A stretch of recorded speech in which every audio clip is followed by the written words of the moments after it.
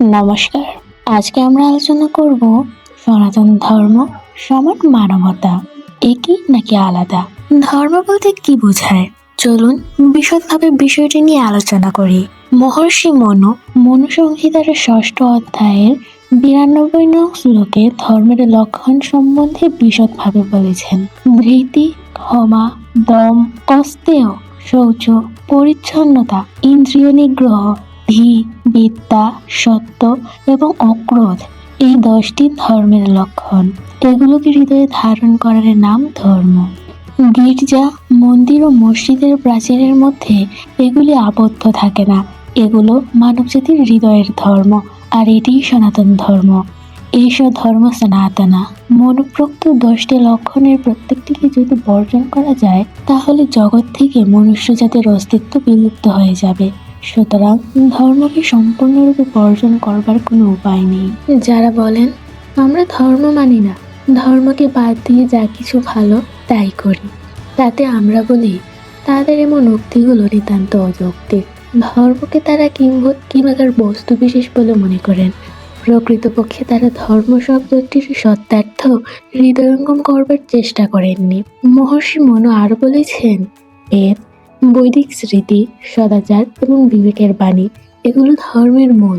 এগুলো ধারণ করা বা মেনে চলার নাম ধর্ম। বেদ ও স্মৃতি অধ্যয়ন করলে, সাধুজনের আচার ব্যবহার দর্শন করলে বা তাদের জীবনী পাঠ করলে এবং শতগুণের আধিক্যবশত সৎকর্ম করবার জন্য আত্মায় যে প্রেরণা আসে, তাকেই ঋষি ধর্মের সাক্ষাৎ লক্ষণ বলে বর্ণনা করেছেন। যাই হোক, দেশ, সমাজ ও রাষ্ট্র বা স্বীয় আত্মার সর্বাঙ্গীন কল্যাণের জন্য যা কিছু শুভকর্মের অনুষ্ঠান করা যায়, অথবা স্বীয় আত্মায় যার দ্বারা শুভকর্মের প্রেরণা উদ্দীপিত হয়, তার নাম ধর্ম। প্রত্যেক ব্যক্তি কিছু না কিছু সৎকর্ম করে ধর্মের সাথে সংশ্লিষ্ট থাকেন। ধর্মকে তিনি ত্যাগ করতে পারেন না এবং ধর্মও ওনাকে ত্যাগ করে না।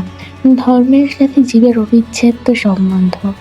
ধর্ম হলো প্রত্যেক জীব বা বস্তুর সেই নিজস্ব গুণ, যার অভাবে সেই জীব বা বস্তুর অস্তিত্ব থাকতে পারে না।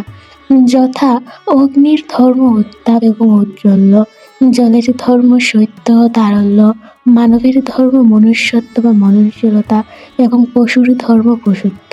সেই জন্য মহাভারতকার ঋষি বলেছেন, ধারণ বা শোষণ করাকেই ধর্ম বলা হয়।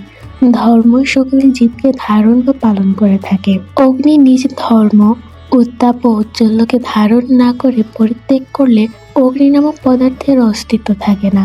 তেমনি মানব যদি পূর্বকথিত ধর্মের মূল বা ধর্মের লক্ষণগুলোকে ধারণ না করে সম্পূর্ণরূপে বর্জন করে, তাহলে মানুষ নামক জীবের অস্তিত্বই থাকবে না। সবাইকে অষ্টাঙ্গযোগ একাডেমির পক্ষ থেকে অসংখ্য ধন্যবাদ। ভিডিওটি ভালো লাগলে আমাদের চ্যানেলটি সাবস্ক্রাইব করে পাশে থাকবেন।